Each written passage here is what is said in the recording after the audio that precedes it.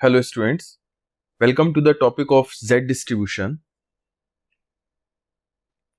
If each data value of the normally distributed X variable is transformed into Z score, the result will be the standard normal distribution. Okay, so given before you is the graph of normal distribution. Okay, now normal distribution is the probability distribution of the random variable X. Okay, so what we do, we change the value of random variable into Z score through using the formula, that is Z equals to X minus mu divided by sigma, and what we get the curve of Z score. Okay, so that curve is known as the Z distribution. So the standard normal distribution, that is the Z distribution, has got the mean 0 and variance 1. Now Z score is X minus mu divided by sigma. So the mean of Z distribution curve is 0 and the variance of Z distribution curve is 1. Z distribution curve is symmetric about mean, so 50% of the values lie to the left of the mean and 50% of the values lie to the right of the mean. Okay, so Z distribution curve has got the similar properties as that of normal distribution curve. It is also bell shaped in nature. Okay, here also the mean, median and mode coincides and is equal to 0. Okay, it is symmetric about the mean, that is the probability of Z greater than X is equal to the probability of Z less than minus X. So like the normal distribution curve, here we have to look into the range of Z for the probability calculation. The probability of observing Z in the range of -1 and 1 is 68%.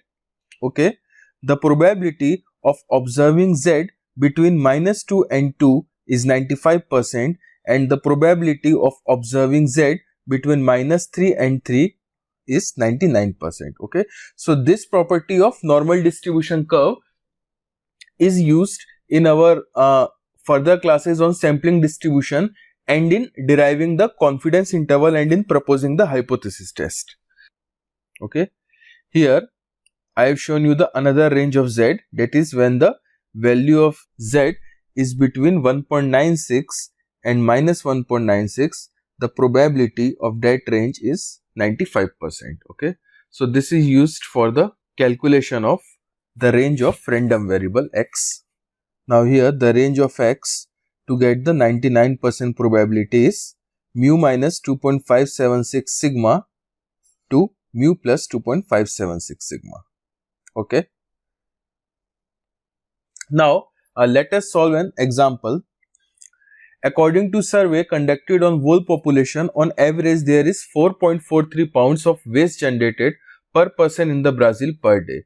Suppose waste generated per person per day in Brazil is normally distributed with a standard deviation of 1.32 pounds.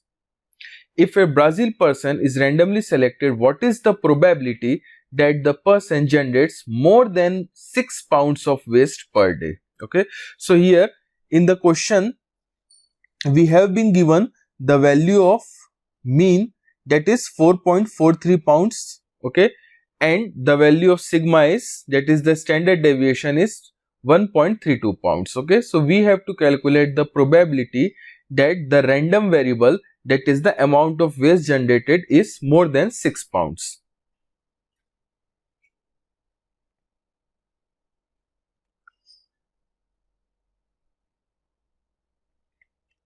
Okay, so just putting the values of X, mu and sigma into the Z score, we would get the Z score of 1.19.